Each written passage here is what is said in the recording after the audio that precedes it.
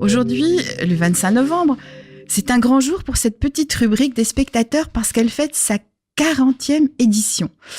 La première, le 14 mai 2017, était consacrée au concert de Dick Annegarn au Tetris. Et 40 ans après ses premiers succès, il continuait ses tournées et reprenait toujours Sacré Géranium, Le Père Ubu, Bruxelles. Non seulement nous, on n'avait rien oublié, mais de très jeunes talents s'emparent toujours de ces textes avec gourmandise. Et la fête continue. Parce que les enregistrements perpétuent le souvenir des concerts, les reprises rajeunissent l'habillage sonore, les voix nouvelles réinventent les émotions. Les supports eux-mêmes renouvellent nos habitudes.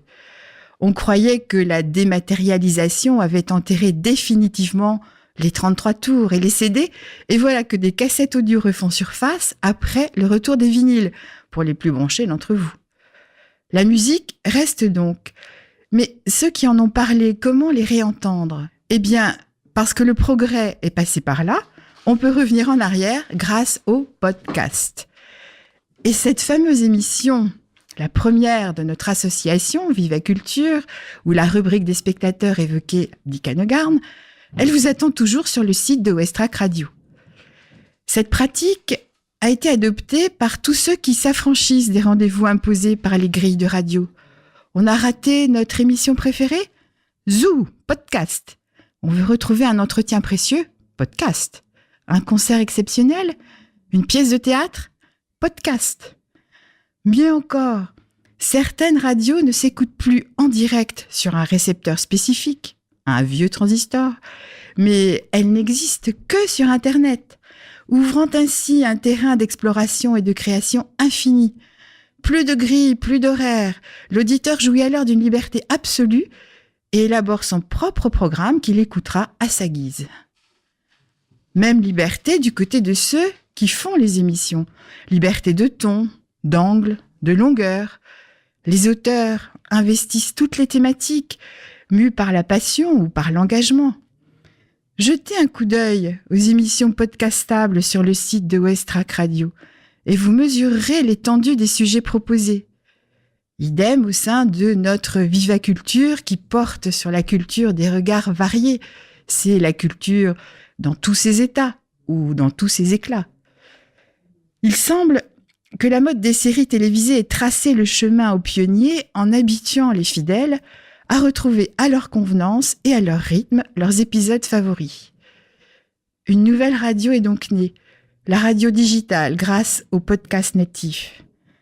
Devant cette offre foisonnante et peu visible, le Paris Podcast Festival a proposé le mois dernier, du 19 au 21 octobre à la Gaîté Lyrique à Paris, des outils pour aider les néophytes et les autres à s'y retrouver dans ces nouvelles pratiques culturelles qui abordent des sujets aussi variés que la cuisine, les confidences d'un braqueur, l'économie autrement.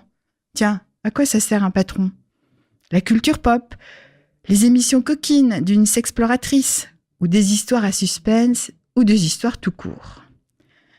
Et les histoires, on peut aussi en écouter en podcastant des livres parlants, des livres audio enregistrés par des comédiens ou des bénévoles, des livres dématérialisés aussi. Fini le disque ou la cassette du Petit Prince lue par Gérard Philippe. On peut désormais emporter dans son sac à main ou à dos la recherche du temps perdu et écouter quand bon nous semble les 128 heures de lecture intégrale de l'œuvre. Dans une salle d'attente, à la plage, dans les transports, le jour, la nuit, c'est une pratique culturelle différente qui change l'approche de la lecture. Réservée autrefois aux malvoyants, aux malades, aux dyslexiques, cet objet culturel renoue avec le plaisir de l'immersion dans la lecture en le libérant de toute contrainte. On écoute chez soi, dans son salon, dans son lit, emporté par la puissance de la voix et le plaisir des mots. La technologie, Internet, le talent de ceux qui montent, mixent, vérifient l'enregistrement de ces voix nous permettent de goûter pleinement à cette culture nomade qui connaît un véritable succès aujourd'hui. Peut-être aussi parce que écouter ces voix qui murmurent à nos oreilles, pour nous tout seuls, c'est retrouver un peu du plaisir qu'on avait enfant à écouter l'histoire que nous racontaient nos parents.